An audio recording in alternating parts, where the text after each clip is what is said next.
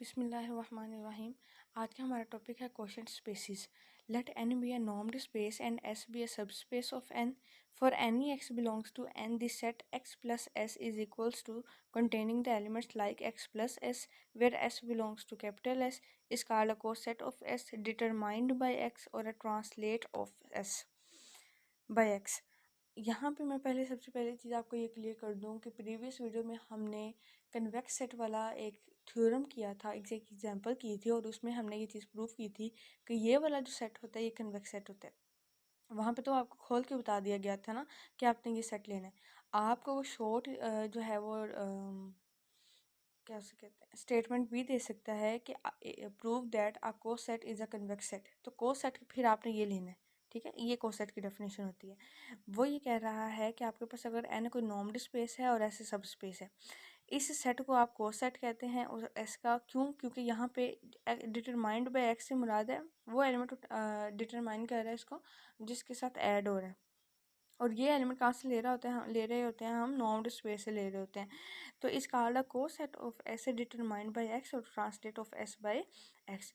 अब यहाँ पे जो सेट है the set x plus s where x belongs to n of all coset of s in n is a linear space under addition and scalar multiplication। यानी कि वो ये कह रहा है कि आप जब कोई ये सेट डिफाइन करते हैं ना कोसेट वाला, तो इसके ऊपर दो डेफिनेशन जो हैं, दो प्रॉपर्टीज जो हैं वो होल्ड हो रही होती है। नंबर वन कि ये with respect to addition defined property होती है इसके ऊपर, और एक स्केलर मल्टीप्लिकेशन।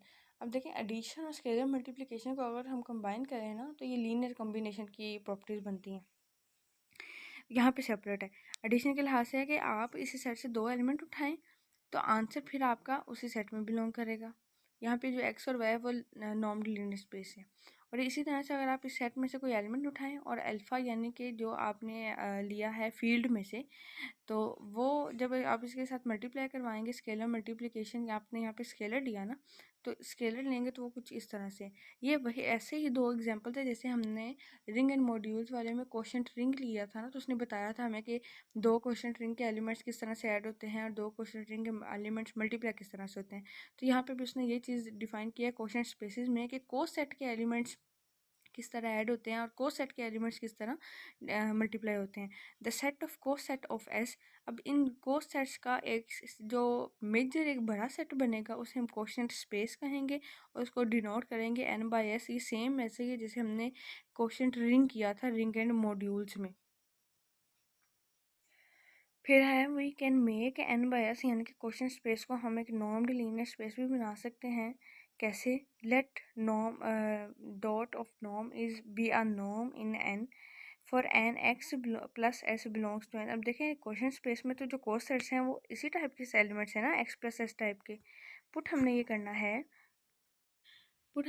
है कि norm of x plus n 1 is equals to infimum, यानी कि ये वाली जो प्रॉपर्टी है ना, अगर ये प्रॉपर्टी क्वेश्चन सेट के ऊपर फुलफिल हो गई ना मेट्रिक वाली, यहाँ पे ये जो d है ये तो मेट्रिक है, अगर ये प्रॉपर्टी फुलफिल होगी तो हम उसको नॉर्म क्वेश्चन स्पेस को एक नॉर्म्ड स्पेस बना सकते हैं। तो वो ये कह रहा है कि जब आपने ये चीज़ प्रूव करनी हो कि क्वेश्चन स्पेस एक नॉर्म्ड स्पेस है तो आप सिंपली ये प्रॉपर्टी फुलफिल करवा दें कि x प्लस एस की वो नॉर्म लें, वो इक्वल होना चाहिए infimum of norm of x plus S which is equal to, यानी कि अगर आपके पास इन्फीमम ले सकते हैं तो वेल एंड गुड। अगर आपके पास कोई सेट आ गया है कोई एलिमेंट का तो आप वहाँ पे मेट्रिक स्पेस वाली ये जो d ऑफ x s वाली जो डेफिनेशन है वो अप्लाई करके उसको नॉर्म्ड प्रूफ कर सकते हैं। नेक्स्ट हमारे पास थ्योरम है if s is a closed subspace of a normed space n then n by s is also normed. ये देखें हमने यहाँ पे नॉर्म्ड प्रूव करना है, यही चीज़ हमने देखनी है और ये डेफिनेशन भी वही है, सही है। अब इसको प्रूव करने के लिए हम सबसे पहले लेंगे कि इसकी तीन कैटेगरीज बन सकती हैं, ठीक है। कैटेगरीज किस तरह से कि एक को हम कहेंगे n1 n2 और n3, ठीक है। क्लियर ये है कि अगर x प्लस एस ये दो चीज़ें हम उठाएं, ठीक है, तो अगर ये किसी न किसी वैल्यू के इक्वल है, इन्फीमम वैल्यू के इक्वल है, इसका मतलब है ये ग्रेटर देन इक्वल टू 0 होगा, नेगेटिव में तो नहीं जाएगा ये, ठीक है। तो नॉर्म वैसे भी नॉर्म का आंसर नेगेटिव में नहीं आता, तो यहाँ पे norm of x plus S क्या होगा, ये ग्रेटर देन इक्वल टू 0 होगा। अब also norm of X plus S क्या है, इक्वल टू ज़ीरो है। किस तरह से इक्वल टू ज़ीरो है, ये सिर्फ इक्वल टू ज़ीरो तब हो सकता है। ये बेसिकली मैं आप अगर आप कंफ्यूज ना हो तो, और अगर आपको याद हो तो मैं मीट्रिक की जो डेफिनेशंस हैं वो जो मैंने डिटेल में फर्स्ट वीडियो में आपको समझाई थी वो फिल करवा रही हूँ कि X is A norm of X is always greater than equal to zero. Number 2 condition थी norm of X is equal to zero if and only if X equal to zero. तो ये वही condition है, norm of X is always greater than equal to zero, पहली condition. दूसरी condition थी norm of X is equal to zero if and only if X equal to zero. तो यही इसने कहा है कि ये चीज़ इक्वल टू ज़ीरो सिर्फ तब हो सकती है जब इसका ये वाला पार्ट इक्वल टू ज़ीरो होगा। दूसरी कंडीशन थी, फुलफिल हो रही है। अब इसी कंडीशन के ऊपर, इसी पोजीशन के ऊपर हमारे पास प्रॉपर्टी ऑफ इन्फिमम भी एक आती है। देखें, ये चीज़ तो ज़ीरो के इक्वल शो हो सकती है जब ये ज़ीरो के इक्वल होगा, लेकिन इन्फिमम की तो भी कोई प्रॉपर्टी है ना। तो इन्फिमम की प्रॉपर्टी के अकॉर्डिंग वो ये कहता है कि जब आपके पास कोई चीज़ ज़ीरो को अप्रोच कर रही होती है तो इसका मतलब है कि वहाँ पर जो एन एलिमेंट होता है वो इन्फिनिटी को अप्रोच कर रहा होता है। ये केस आप इस तरह से ले लें जैसे 1/n है, तो 1/n ज़ीरो को कब अप्रोच करेगा, जब 1/infinity होगा। तो वैसे ही ये ज़ीरो को अप्रोच तब करेगा जब यहाँ पे n इन्फिनिटी को अप्रोच करेगा। तो जैसे ही अब यहाँ पे अगर n इन्फिनिटी को अप्रोच कर रहा है और x plus S N zero को अप्रोच कर रहा है, तो यहाँ पे हम एस एन को माइनस एक्स पे अप्रोच करवा सकते हैं। ये वाला जो प्लस का एक्स उधर जाके माइनस का हो गया। अब देखिए, एस क्या है, क्लोज्ड सबस्पेस है। ये तो उसने थ्योरम में बताया है, S is a closed subspace. ठीक है, तो since S is a close subspace of X belongs to S, hence के अगर क्लोज सबस्पेस है तो हम X plus S equal to S लिख सकते हैं, और इसको हम कहेंगे zero element of N by S. और ये मैट्रिक्स स्पेस की थर्ड प्रॉपर्टी थी। एक norm of X is always greater than equal to zero, norm of X is equals to zero if and only if, sorry ये second property थी, if and only if X equal to zero. अब हमारे पास next है n2 for, अगर हम किसी, उसने ये कहा था कि आपके पास जब कोई स्केलर मल्टीप्लाई करवाते हैं ना हम, तो मेट्रिक स्पेस में स्केलर जो होता है जब नॉर्म से बाहर आता है तो एब्सोल्यूट वैल्यू के साथ आता है। ठीक है, या तो वो स्केलर ज़ीरो होता है या वो स्केलर ज़ीरो नहीं होता, तो दो कंडीशन हो सकती हैं। ठीक है, अब यहाँ पे for any scalar alpha and X plus S belongs to the quotient space, तो alpha into X plus S is equals to alpha X plus S. ठीक है, अब यहाँ पे अल्फ़ा जो है वो ऐसे से मल्टीप्लाई नहीं होगा, क्योंकि मैंने क्वेश्चन स्पेस में आपको बता दिया हुआ है कि हमारे पास जो सब स्पेस एस होती है उसके साथ ना एलिमेंट कोई ऐड होता है ना मल्टीप्लाई।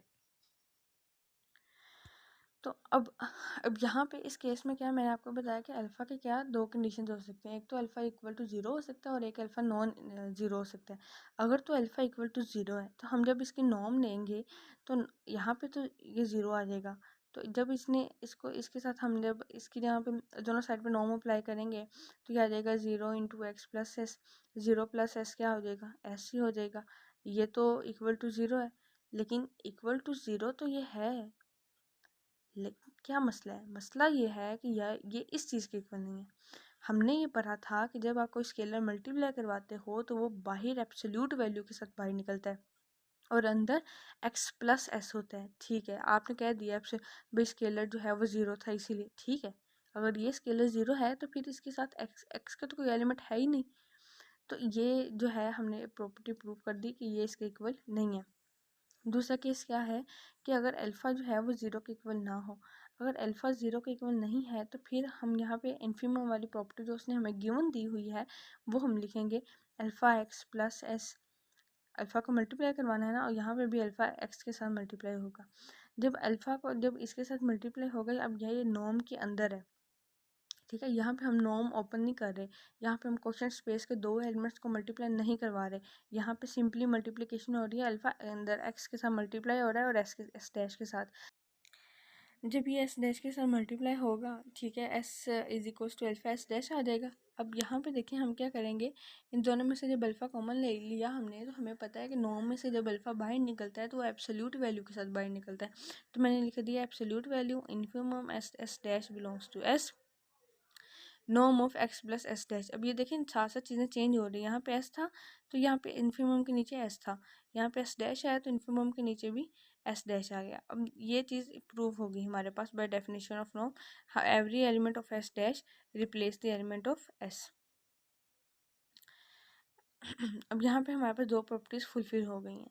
तीसरी प्रॉपर्टी है हमारे पास कि हम दो एलिमेंट उठाएंगे, ठीक है, नॉर्म्ड स्पेस से, और दो ही एलिमेंट उठाएंगे हम अपने क्वेश्चन स्पेस से। तो हमने क्वेश्चन स्पेस से एक्स प्लस एस और वाई प्लस एस उठा लिया, और नॉर्म्ड स्पेस से एक्स और वाई उठा लिया। जब हम इन दोनों को ऐड करेंगे तो हमारे पास आ जाएगा X plus Y plus S, जो कि आंसर बिलोंग कर रहा है क्वेश्चन सेट से। अब डेफिनेशन के अकॉर्डिंग, नॉर्म की डेफिनेशन के अकॉर्डिंग, यहाँ पे कोई ना कोई सीक्वेंसेस भी एग्जिस्ट कर रही होंगी। अगर सीक्वेंसेस भी एग्जिस्ट कर रही हैं तो हम ले लेते हैं let the sequences are X N and Y N in S. अब इनके ऊपर जब लिमिट अप्लाई करेंगे तो limit N approaches to infinity X plus S N norm is equals to X plus S norm one, यानी कि इस term के ऊपर भी, इस सीक्वेंस के ऊपर भी, यानी कि एक्स एन वाली सीक्वेंस के ऊपर भी लिमिट अप्लाई कर देंगे और वाई एन वाली सीक्वेंस के ऊपर भी लिमिट अप्लाई कर देंगे। क्योंकि अब ये देखें, ये आंसर किस में से बिलोंग कर रहे थे, क्वेश्चन सेट में, तो उसका आंसर भी तो एक्स प्लस एस की फॉर्म में होगा। यहाँ पे एक्स है तो एक्स प्लस एस, यहाँ पे वाई वाली टर्म है तो वाई प्लस एस, ठीक है। Hence for any X Y belong in N and the definition of infimum, हम डेफिनेशन ऑफ इन्फिमम के जरिए क्या कहेंगे, ऐड करें और उसके ऊपर नॉर्म अप्लाई करें, तो जाहिर सी बात है कि वो उसका आंसर, क्योंकि एक क्वेश्चन सेट में कर रहा है लाया, क्वेश्चन सेट में आंसर किस टाइप के हैं, एक्स प्लस एस के। अब यहाँ पे एक्स क्या है हमारे पास, एक्स प्लस वाई, ये टर्म हमारे पास ऐसा एक्स कंसिडर होगा। मैंने लिख दिया X plus Y plus S norm of one which is less than equal to. अब यहाँ पे एक्स प्लस वाई एस के यहाँ पे हम लिख देंगे X N plus Y N, इन दोनों के नॉर्म सेपरेट कर देंगे तो लेस देन की इनइक्वालिटी आएगी। लेस देन की इनइक्वालिटी लगाने के बाद अब ये देखो X X plus X N और वाई प्लस वाई एन की फॉर्म में टर्म्स आ गई हैं। अब जैसे ही हम यहाँ पे एन अप्रोचेस टू इन्फिनिटी करवाएंगे तो ये टर्म ऐसे ही आ जाएगी, ये भी ऐसे ही लेस देन, लिमिट अप्लाई कराएंगे एन अप्रोचेस टू इन्फिनिटी, दोनों के ऊपर लिमिट अप्लाई कर देंगे। जब लिमिट अप्लाई करेंगे तो ये चीज़ हमारे पास इक्वल थी एक्स प्लस एस के इक्वल, और ये चीज़ इक्वल थी वाई प्लस एस के नॉर्म के इक्वल। तो ये चीज़ हमारे पास प्रूव होगी। देखें हमने इकट्ठे लेके चले थे नॉर्म और सेपरेटिव ट्राइंगुलर इनइक्वालिटी प्रूव कर दी। तो मैट्रिक की सारी प्रॉपर्टीज़ फुलफिल हो गई हैं कि नॉर्म हमेशा greater than equal to zero होती है। ये ज़ीरो सिर्फ तब हो सकती है जब एक्स भी ज़ीरो हो। और तीसरी प्रॉपर्टी थी ट्राइंगुलर इनइक्वालिटी की, वो भी हमारी फुलफिल हो गई है। तो जब सारी प्रॉपर्टीज़ फुलफिल हो गई हैं, हैंस कि क्वेश्चन स्पेस क्या है, एक नॉर्म्ड लीनियर स्पेस है।